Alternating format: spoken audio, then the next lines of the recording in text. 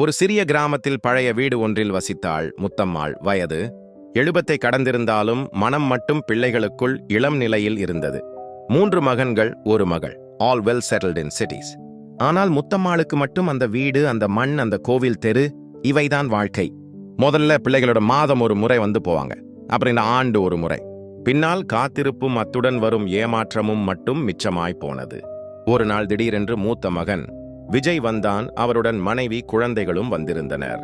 அம்மா, நம்ம வீடு பழையாயிருக்கு. நாமும் சிட்டியிலே ஒரு நல்ல இடத்துக்கு போயிடலாம்னு நினைக்கிறேன், விஜய் சொல்ல, முத்தம்மாள் சிரித்துக்கொண்டே சொன்னாள், இந்த வீட்டில் உங்களை வளர்த்தேன்.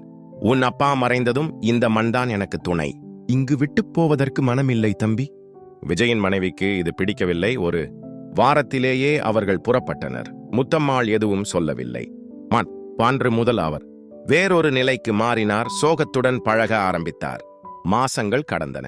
ஒரு நாள் கிராமத்தில் பெரிய மழை. வெள்ளத்தில் வீடுகள் பாதிக்கப்பட்டன. அந்த நேரத்தில் முத்தம்மாளின் வீடு மட்டும் நன்கு பாதுகாப்பாக இருந்தது. கிராமத்தார் அவரை பாராட்டினர். நீங்கள் கட்டிய வீடு எங்களுக்கு உதவி வந்தது. அதை கேட்ட விஜய் கில்ட்டில் அழுதார். அவன் திரும்பி வந்து தாயிடம் மன்னிப்பு கேட்டான். தாய் அவரை அணைத்துக் கொண்டு சொன்னாள், பிள்ளைகள் தவறு செய்யலாம், ஆனால் ஒரு தாயின் மனம் பொறுமை வைக்க தெரியும். மகனும் பேத்தியும் மனைவியும் கிராமத்தில் தங்கி வீட்டை புதுப்பித்தனர். முத்தம்மாளுக்கு புதிய உற்சாகம் வந்தது.